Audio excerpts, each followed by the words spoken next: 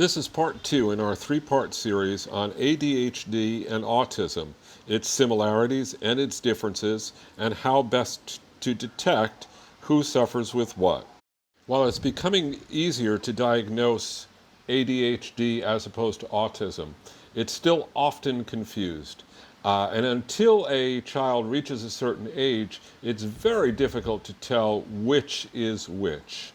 And that's where brainwaves and the analysis of how they're flowing becomes important in the diagnosis process. First, though, let's talk about the brainwaves. There are four in particular that we're interested in. The first one are the alpha waves. Alpha brainwaves are dominant during quietly flowing thought and in some meditative states. Alpha is the power of now, being here in the present. Alpha is the resting state for the brain. Alpha waves aid overall mental coordination, calmness, alertness, mind-body integration, and learning.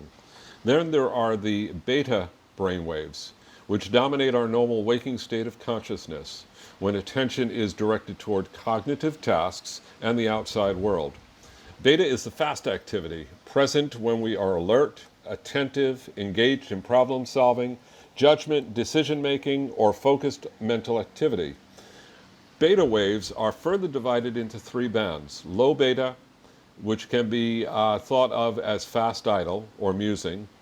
Beta 2 is high engagement or activity of figuring something out. And then beta 3 is a highly complex thought, integrating new experiences, high anxiety or excitement, and the continual high frequency processing is not a very efficient way to run the brain, as it takes a tremendous amount of energy. Then there are the delta waves. Delta brain waves are slow, loud brain waves, low frequency and deeply penetrating, almost like a bass guitar. They're generated in deepest meditation and dreamless sleep.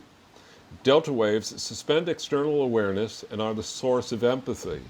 Healing and regeneration are stimulated in this state, and that is why deep restorative sleep is so essential to the healing process. And finally, there are theta brain waves. These occur most often in sleep, but are also dominant in deep meditation. Theta is our gateway to learning, memory, and intuition. And in theta, our senses are withdrawn from the external world and focused on signals originating from within. It is that twilight state which we normally only experience fleetingly as we wake or drift off to sleep. In theta, we are in a dream, vivid imagery, intuition, information beyond our normal conscious awareness. It's where we hold our stuff, our fears, troubled histories, and nightmares. What researchers are discovering is that by mapping the brain activity, in particular how these brain waves travel from one region of the brain to another, helps them identify those children that are afflicted with autism in various stages in the autism spectrum, at various points in the autism spectrum. By analyzing in particular the alpha waves, they're able to detect subtle differences in autistic children that are thought to help identify at an earlier stage those children that are dealing with autism. And that's a critical element, because the earlier detection is found, the earlier the autism is detected, the earlier a treatment plan can be put together, and the more successful that plan will be over the long term. So this is a really interesting way to now start looking at autism in particular and how it differs from ADHD, so that each child, whether suffering from one or the other, can be properly diagnosed and as a result more effectively treated. So with that, that's part two of our three-part series. Tomorrow I'll come back to you again and we'll talk about some specific essential oils that help deal with some of the symptoms, some of the issues that both ADHD and autistic children are dealing with.